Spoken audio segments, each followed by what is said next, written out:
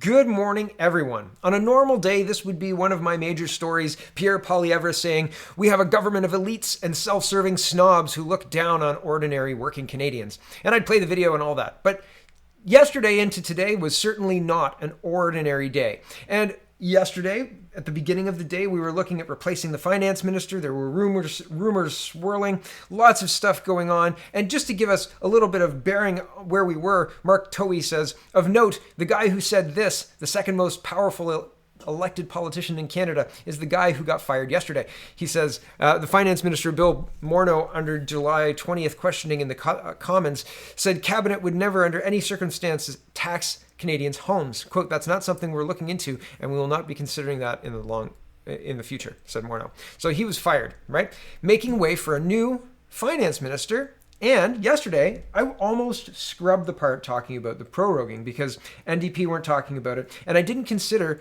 the fact, and I think that in order to make the government fall, you need the NDP on board, right? The Bloc and the Conservatives can't do it by themselves. They have to have the NDP. They need more than 177, I think 175, 177. Liberals have 159 seats, I think. So anyway, so with regard to all of that, I thought there's no reason for Trudeau to prorogue anything. There's no confidence vote on the horizon, right? And he hasn't introduced a budget. If he wants to introduce a budget, he could do that, and that's a confidence vote. If he wants to test the confidence of the House, he could do a throne speech in September if he wanted to, and we'll hear from that. Instead, he prorogues Parliament yesterday. Isn't that interesting? Here we go. Here's Andrew Lawton. He says, reports are that Justin Trudeau will ask the Governor General to prorogue Parliament. He just needs to memorize the planets in order first. The jokes are kind of funny. Mercedes Stevenson around the same time yesterday was saying cabinet shuffle this afternoon at Rideau Hall. That was to welcome Miss Freeland as the new finance minister. We'll get to that as well. CBC breaking news has learned from multiple sources that the government is planning to prorogue Parliament, hold a cabinet retreat in September, bring in a speech from the throne in October, followed by a budget or economic update. Story at CBC Politics. So there's a plan. The plan's leaked to the press. Everybody's doing this. And Alex Pearson says, yes, do the very thing you condemned Harper for doing, and in doing so, shutting down all inconvenient committees and trying to turn the page on many self-inflicted scandals. Yeah. Here's Pierre Poilievre says, Trudeau shuts down committee investigations into We scandal for 6 weeks. Sunny ways. Here's Trudeau speaking about Harper, and I'm not going to play this clip. It's Trudeau in French, and the translation guy is so it's not actually Trudeau speaking, but he's basically saying that I hope the next prime minister will answer questions from all MPs, and I hope he won't prorogue Parliament to avoid difficult conversations or difficult interactions. And here's Pierre Poilievre again, and he says, if Trudeau just wants to have a throne speech, he can wait until mid-September to formally prorogue. If he wants to shut down the We investigations, he will prorogue this week. That was yesterday, right? Or that was August 18th. Yeah, that was yesterday. Today's the 19th. And so here's the National Post article from August 18th, and it says Trudeau prorogues Parliament, ending We investigations and leaving Commons empty for weeks. Prime Minister Justin Trudeau prorogued Parliament Tuesday, ending damaging committee investigations into his government's We scandal and leaving the House of Commons on the sidelines during a global crisis. Conservative leader Andrew Scheer slammed the move, saying Justin Trudeau is walking out on Canadians in the middle of a major health and economic crisis in a disgusting attempt to make Canadians forget about his corruption. At a time when Canadians are looking for stability and leadership, Justin Trudeau has given them corruption, chaos, and cover-ups. Trudeau said he had no choice but to suspend Parliament for more than 5 weeks until September 23rd, so his government could reset and introduce a new throne speech that reflected the challenges Canadians face with COVID-19. The throne speech will give us the opportunity to lay out in detail our approach going forward. It will also allow Parliament to hold a confidence vote on this new plan. So a confidence vote, again, would trigger an election if it failed. And Trudeau talks about this in just a second. He says, I don't want the House to fall on... Where is it? He says, no, I don't want the government to fall on the speech from the throne. Trudeau says in French, it will be up to the opposition parties to decide whether we go into an election or not. So the structure from then to now is going to look like, how can we convince Canadians that we're going to spend enough money in those targeted groups that will vote Liberal? Right. And so it's going to be a very, very interesting campaign style run up to the throne speech, which is interesting in Canadian politics. Right. It's going to be very campaign style. It's caught the Conservatives off guard, but they're going to be welcoming a new leader on Friday, which is in a couple of days, I think. It's caught the NDP and the Greens off guard. They weren't consulted. Elizabeth May had a tweet up talking about how he needs to be held accountable for this proroguing and how the green energy sector needs to be looked after. Freeland's going to look after it. But here's Brian Lilly talking about the proroguing. He says, I wonder what the Liberals will say about this nugget from their 2015 platform. And here it is. If I get out of the way. It says, Stephen Harper had used prorogation to avoid difficult political circumstances. We will not. Stephen Harper has also used omnibus bills to prevent Parliament from properly reviewing and debating his proposals. We will change the House of Commons standing orders to bring an end to this undemocratic process. Right. Yes. But shut down Parliament entirely for another 6 weeks because we've got some campaigning to do. Okay, here, just watch Freeland. Who's this guy? And just watch Freeland. The eyes are so. It's almost it's acting, right? It's all here. It's very interesting. Anyway, watch your eyes. Here we go. Canada is at a crossroads. As economies relaunch, we're seeing COVID-19 reappear in places like Australia and New Zealand. It's their winter right now, but ours is still ahead. We have to be vigilant because we've worked too hard and sacrificed too much to go backwards. The fight is still far from over. Just take the fact that some provinces are seeing new cases after weeks of declining numbers. It's almost like masks don't work. New cases after declining numbers. I'll note as well, he's reading from prepared notes, and he is awful reading from prepared notes. He's stumbling, and I mean, like, okay, I'm not a great reader. I understand that sometimes. I talk too fast. Everybody always tells me I talk too fast. Sorry, I'm just telling a story here. But with Trudeau, when he's off the cuff, he's more fluid, but he says things that are dumb a lot of the time. People kind, right? So with prepared marks, he stumbles more, and it sounds awful. Like, this is a bad press conference. It doesn't work for anybody. It's very, very bad, especially with the pantomiming back here, like the emotive eyes the whole time and the big nods and the mom tilt. It's jarring, right? It's jarring because there's no emotion behind it. It's all in the eyes. No, I don't see it. I don't see this working. In politics, they tell you shave your beard, right? Because you have to trust the person, and having a beard means that people won't trust you as much. I don't know why, but there's research on this. This is 100 times worse than that. Okay, here is Justin Trudeau. This is why I think it's campaigning. We're going to watch this whole thing. So Trudeau warning, it's a minute long. If you only have to watch a little bit of it, watch this last like 10 or 15 seconds. Just because, look at his affect. It's just really weird. So here we go, a minute long question and answer about failures and running again in the next election. Here we go. So will taxes be going up then? No. The last thing Canadians need is to see a raise in taxes right now. The Liberal Party platform in 2015 said it wouldn't use prorogation as a political tactic. There are several committees investigating you right now, and those efforts will be shut down as a result of your move today. How can you have said that in 2015 and do this now? Stephen Harper and the Conservatives prorogued Parliament in order to shut it down and avoid a confidence vote. We are proroguing Parliament to bring it back on exactly the same week it was supposed to come back anyway and force a confidence vote. But the thing that he's not addressing here is the fact that prorogation kills the investigations, which is kind of what Harper was attempting to do in killing the confidence vote, right? He saw the confidence vote coming. He saw an easy way out. He pulled the chute.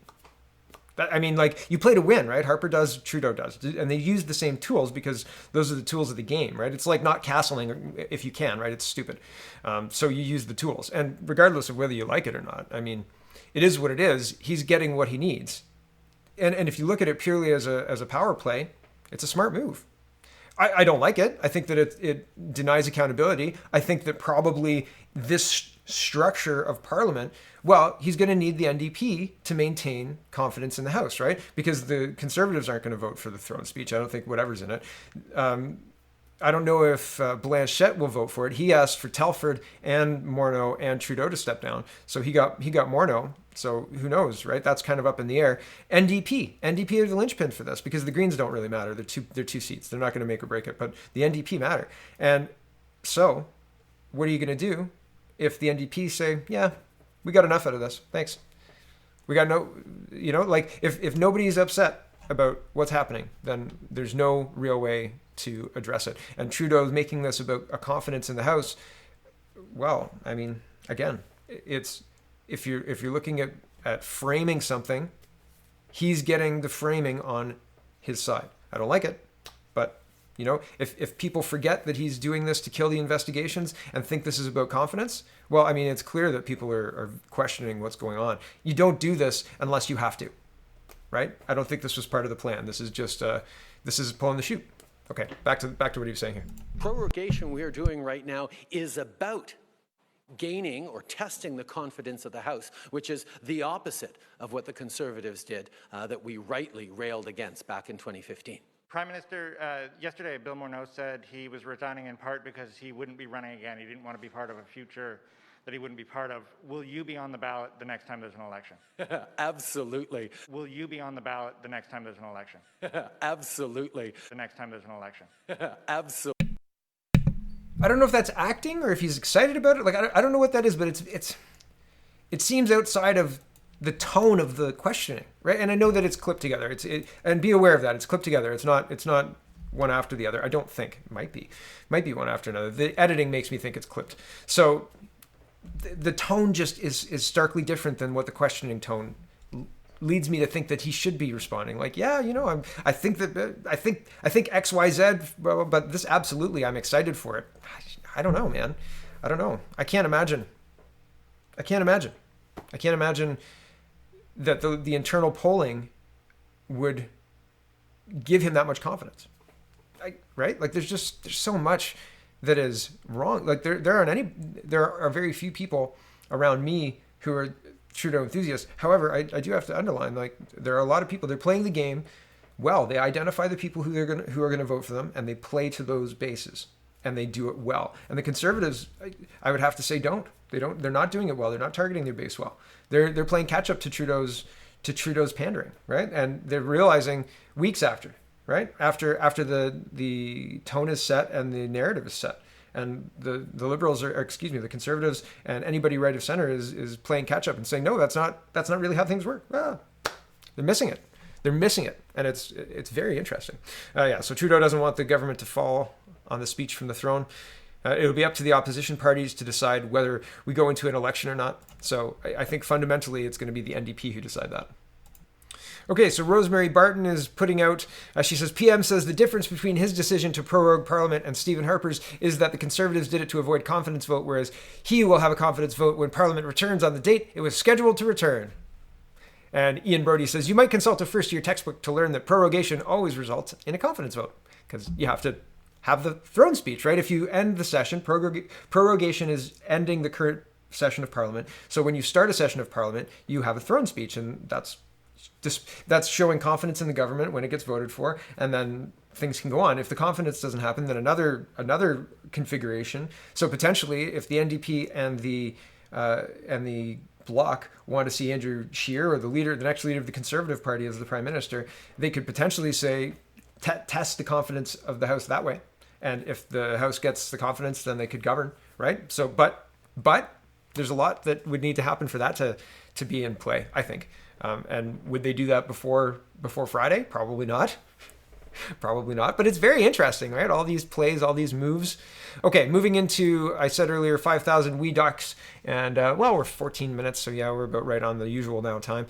Evan Solomon says, Pierre Poilievre tells me that he has a letter signed by 4 CPC members to trigger an emergency session of the Finance Committee to release 5,000 pages of documents on we. Committee chair has 48 hours to respond. Proroguing Parliament stops that.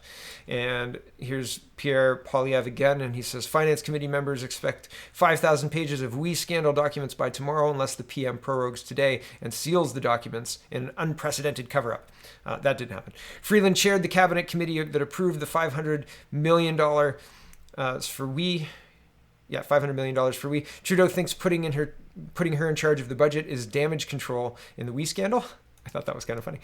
Three opposition parties jointly demand the release of 5,000 pages of we scandal documents before Trudeau shuts Parliament and locks up the evidence. And Update: Trudeau checked. As Finance Committee clerk tells me he will honor the opposition demand to release some WE scandal docs before the PM can lock them down under prorogation. We will fight any unjustified redactions. And here is the 680 News article on that. Thousands of pages of newly released documents back up the Trudeau government's contention that it was federal public servants who recommended a student service grant program be administered by We Charity. But they also suggest bureaucrats may have been nudged to look in that direction by their political masters. The documents were released late Tuesday afternoon to members of the House of Commons Finance Committee on the orders of Prime Minister Justin Trudeau as he announced he was proroguing Parliament until September 23rd. Prorogation puts up a temporary end to the 4 committees that have spent the summer probing how a charity with close connections to the Trudeau family was chosen to administer a multi-million-dollar program to encourage students to volunteer in pandemic-related community service. I scroll down. Many of the documents support Trudeau's version of events, but they also suggest that the youth minister Bardish Chagger helped get We Charity on her bureaucrats' radar, and political staff in Morneau's office helped keep it there. This is for a company that was not registered to lobby. Back to this. Chagger spoke with We co-founder Craig Kielburger on April 17th to discuss an unsolicited proposal by the group to create a youth social entrepreneurship program. In an email to her on April 22nd, Kielburger thanks her for listening to the proposal, which was ultimately rejected by the government. He then adds, "We appreciate your thoughtful offer to connect us with relevant members of your ministry. Our weekend team has also been hard at work to adapt your suggestion of a second stream focused on a summer service opportunity." Michelle Covier, I'm going to get that wrong, an assistant deputy minister at finance, wrote the same day that ESDC thinks that We might be able to be the volunteer matching third party. The mission of We is congruent with national service, and they have a massive following on social media. The following day, in an email to PCO officials, hold on, I'm going to try and say this. Sorry.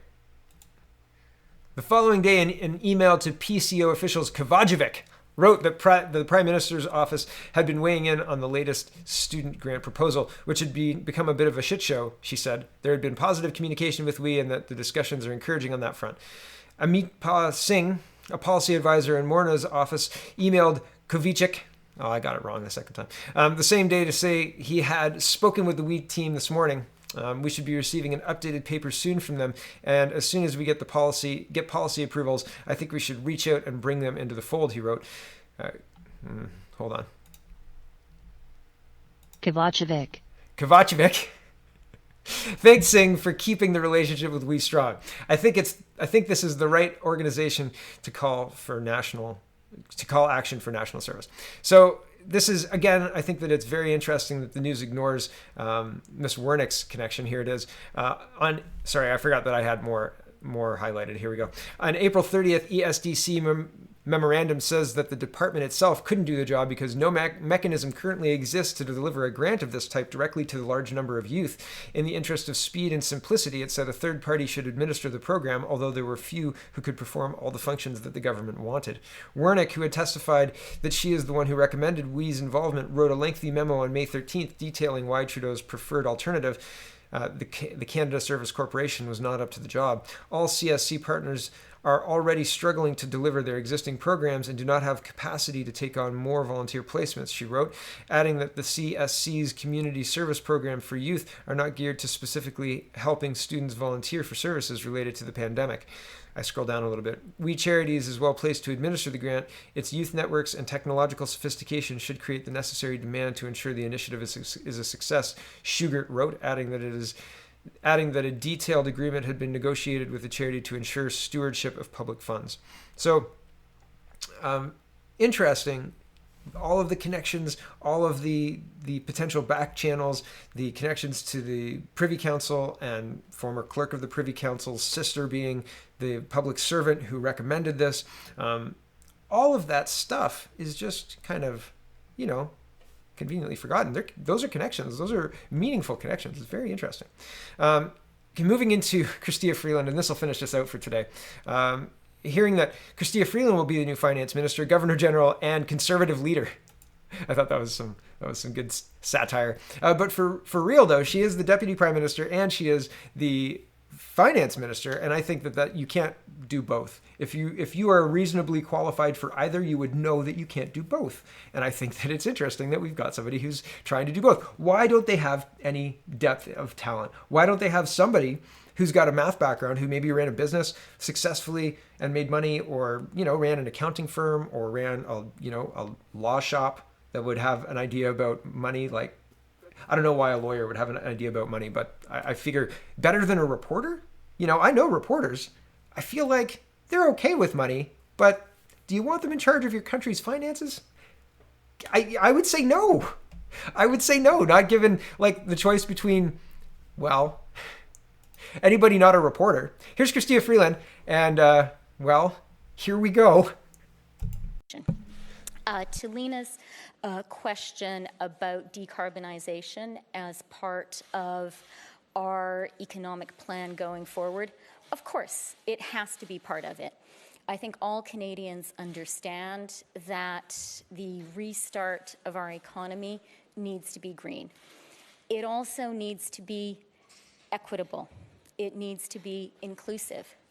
And we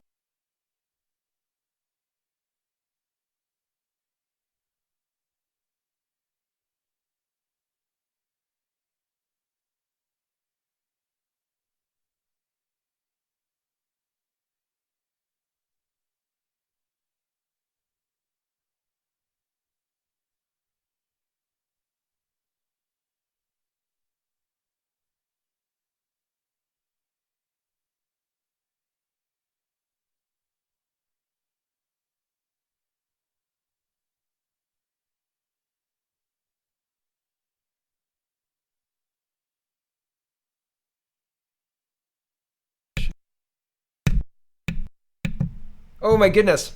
Oh, I don't know how long that was. Well, it's quite annoying when my mic doesn't turn back on. Okay, I'm going to try and finish this out, and hopefully it's not too long of a silence there. Miss Freeland was saying she wants to green and make the economy equitable and make it...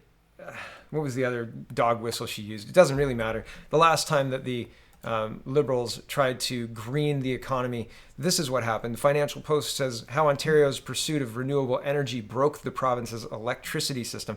And man, like, why would we make those mistakes again all across the country? I mean, goodbye, Alberta. It was nice having you as part of the country, but if this is going to be the policy of our finance minister going forward, well, that's going to be a problem. That's going to be a really big problem. Here's Ms. Freeland talking about the government's feminist agenda, and her experience will inform her approach as finance minister. I find it interesting that they keep asserting that women and children are most affected by the pandemic, yet they don't give any evidence to this regard. Here we go. Our country is facing, the economic challenge created by the coronavirus, is hitting women particularly hard. It's hitting mothers particularly hard. We are seeing women's participation in the workforce fall very sharply. And certainly, I'm glad that I'll have an opportunity to bring my experience as a woman, as a mother, to this really important challenge our country is facing. Right, but you don't have any experience with the finance part of things. So like your experience as a woman and as a mother is great if you had also financial experience, but you don't. So it seems like a really bad pick for finance minister. Why do you think that happened? This is insane as well. The amount of money it costs just to talk to the Ontario Teachers Union. Here's Jasmine Moulton, and she says, how expensive is the teachers union's monopoly over public education in Ontario? Just sitting down with them costs taxpayers nearly $1 million on food and hotel bills, not including any actual cost to negotiate. This is where we're at, right? Like, we've got finance ministers who think the most important experience they bring to the table is mom and no financial experience at all. And we've got elected trustees who are making decisions. I'm upset this morning about the Upper Grand District School Board mandating masks for JK and up everywhere, buses and everything. So I'm upset about that. And it was mandated by the trustees. Why are trustees able to dictate a medical intervention on children? Are they doctors? right? Like over and above what the provincial recommendation is. I was tolerant of this because it was provincial. These are elected trustees who just made a motion last night. Anyway, I'm upset about this upset enough that I'm stuttering. Upset enough that I'm going to leave that silence that was in. Usually I would restart my video, do the whole thing over again. But I feel like it's just, I'm sorry that there was a silence and I have to keep going because I've got lots of other stuff to do this morning.